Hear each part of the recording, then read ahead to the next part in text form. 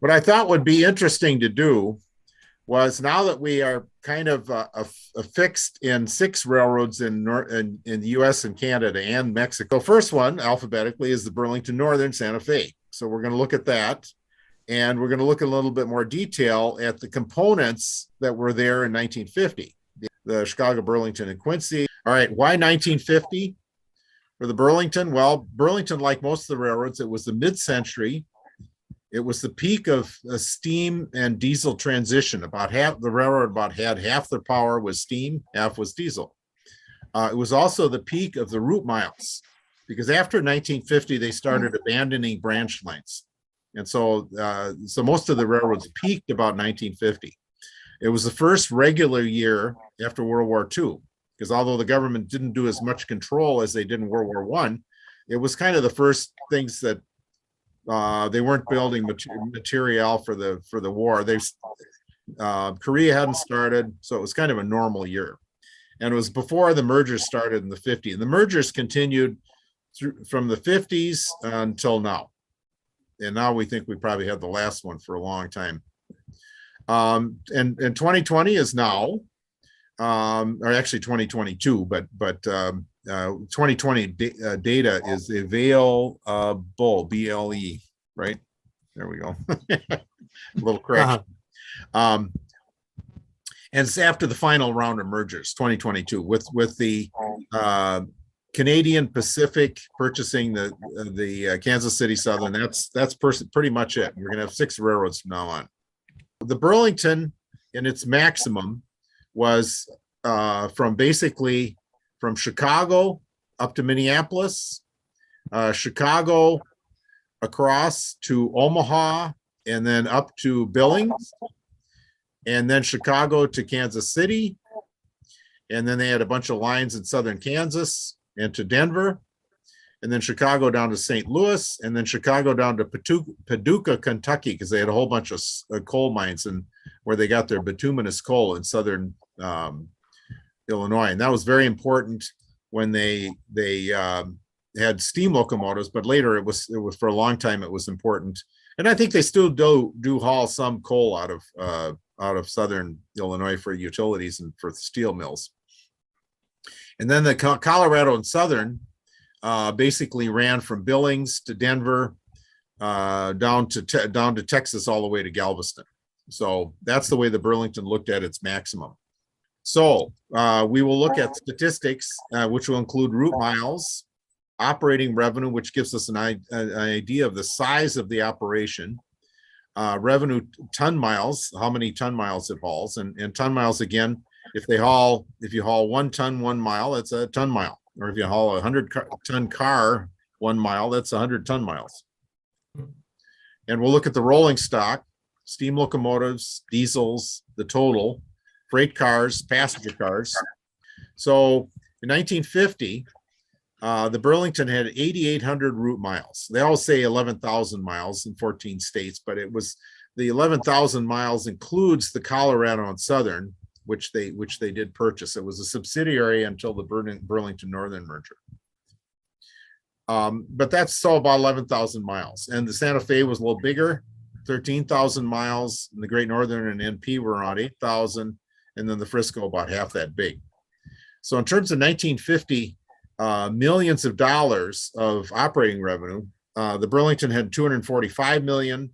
And that's about the size of the Great Northern, a little bigger than the NP, but about half as big as the Santa Fe. Santa Fe was a big railroad. In today's dollars, if the railroads had not merged and their operations were the same, that'd be about $3 billion railroad. And then the Santa Fe is about, again, twice that big. And the Great Northern and NP would be a little over 2 billion. And now in terms of millions of ton miles, and this is, well, really billions of miles, but the way they report it is millions of ton miles. And so the Burlington had 17,000 million ton miles, and the Santa Fe had almost twice as many. Great Northern about the same size as the Burlington, the Northern Pacific a little smaller, and then the Frisco is about half that big. Now, steam locomotives, the Burlington had 657. Santa Fe had 1,000, Diesels, Burlington had 448 and the Santa Fe had 967. So again, they were about half. And in terms of availability, they actually had more diesels because the diesels don't have to spend as much time in maintenance. And then the Great Northern and NP were a little bit smaller, and then the Frisco is about half that big. So the Burlington had 1,000 locomotives, Santa Fe had 2,000, Great Northern had about 1,000, and the NP a little less. Freight cars, the Burlington had 43,000, the Santa Fe had 35,000. Now I think my guess is the Burlington had more freight cars because they had more online industries. Right. Yeah, that makes sense. Santa Fe would have more bridge traffic from others. The Great Northern had 38,000, 37,000 on the NP, and 25,000 on the Frisco. Passenger cars, 1950. The Burlington had about 1,000. Santa Fe had 1,400. And the GN had 800 and the NP 400. So because the NP has nearly as many passenger trains as the Great Northern did. So is that because of cities and people? Yes, the NP basically went along their main line, but the Great Northern had all these other lines that went up to. They had more trains going to Winnipeg. They had a lot more trains going to Fargo and Moorhead and the Red River Valley, and then they had a lot more trains out west. Okay. Now, the history of the Burlington itself, the predecessors were first chartered in 1849 in Illinois, in the central Illinois. And so then they formed the Chicago, Burlington, and Quincy from these early railroads in 1855, and they linked Chicago by 1857. So here's Illinois here. And so this is all right kind of in this area. And then they built into Chicago in 1857. And so then the Hannibal and St. Joseph Railroad, which went between Hannibal and St. Joseph. It's pretty logical back then. They went across northern Missouri, and that became a very important line for the Burlington from Chicago to Kansas City. And then the Burlington and Missouri River went across Missouri, and they bought that. And so, but anyway, they built across southern Iowa, and they reached Lincoln in 1870. And so they were heading west. And then they built west from Savannah, Illinois, which is right on the river here. And so the main line goes across, and that's how the California Zephyr now goes. Kind of comes across here, crosses the river, and then goes out to Omaha through Lincoln and then out to Denver. And then they built on up to Billings, Montana, because they wanted to connect with the parent companies, Northern Pacific and Great Northern. So eventually they went from Lincoln on up, oops, don't move the map, Ross. Lincoln on up through northwest Nebraska, over the Sandhills, up through Crawford Notch, which became rather critical. The southern end of South Dakota, and on up to Laurel and Billings. And this line there were a few trains on it. There was a couple of passenger trains and a few freights. And in the 60s, I remember seeing trains on here, and they'd have 5 SD9s on them. And it was kind of cool to see them because they had some pretty good grades. But then when they discovered the Wyoming coal, and the utilities figured out how to burn it, because it's difficult to burn. It's quite a bit less. It's about 2/3 of the BTU of Illinois coal. But right here, they built this coal line.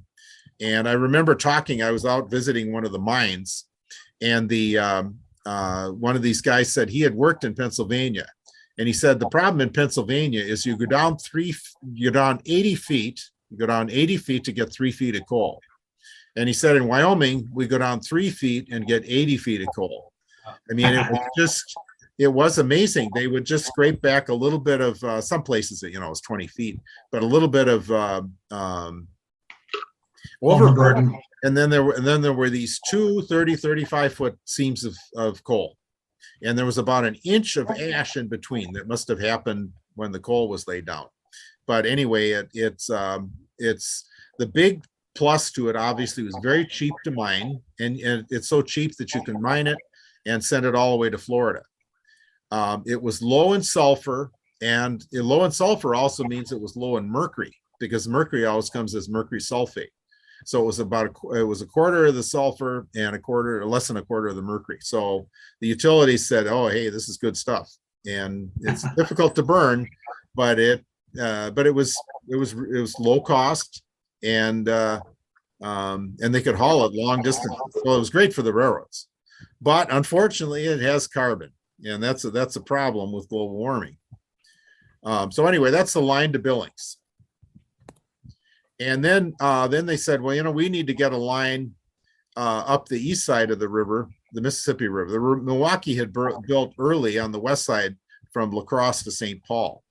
So they had a subsidiary that built the Chicago, Burlington, and Northern, built north from Chicago up Aurora out to up here to just into St. Paul, and then they went on the Great Northern to get to Minneapolis. And so here's the Chicago, Burlington, and Northern. And it was built later than the Milwaukee, so there are fewer curves. A lot of it was on causeways, but it was really fast, really fast. So then in 1900, you can see why both the UP made it to Omaha, and they also made it to Kansas City, and the Great Northern and the NP came to St. Paul, but here's Chicago, where all the action is. So Harriman in Omaha and Jim Hill in St. Paul said, we want the Burlington, and they got into a battle for it. And J.P. Morgan liked Jim Hill, and he thought Jim Hill was honest, which he was. He was a tough businessman, but he was very honest. They got into a battle for the stock, and so J.P. Morgan backed Hill and got him the financing. So Hill was able to purchase 98% of the stock on behalf of the Great Northern and Northern Pacific. So they owned the Burlington. And if you think about James J. Hill, he saw early on that the Mesabi Iron Range was going to be a big, huge asset, and the railroad couldn't buy it at that time, and so he bought it on behalf of the stockholders and then gave it to the stockholders, sold it to the stockholders at cost. So he was an honest guy. Later, Jim Hill said that he spent far more money than he originally planned on the Burlington, but he said it made so much more than even he dreamed of. It was really a good asset, and it was a good fit. And it really gave the NP and GN good access to Chicago. So it was a good asset. So then they decided they should buy the Colorado and Southern. And that went from Billings. So Billings up here in Montana, it went all the way across Wyoming down to Denver. And then they had some lines going west in Denver, some narrow gauge lines. But then they went down to the border of Texas, and then the Colorado and Southern had a subsidiary that went from the border of Texas down to Galveston, because as we talked about before, all the railroads in Texas at that time had to be owned by Texas companies. So Fort Worth and Denver was headquartered in Fort Worth, and the Santa Fe had the Gulf Coast in Santa Fe and the Panhandle in Santa Fe and all these other railroads. The Missouri Pacific had the Texas and Pacific and International Great Northern and all these railroads that were headquartered in Texas.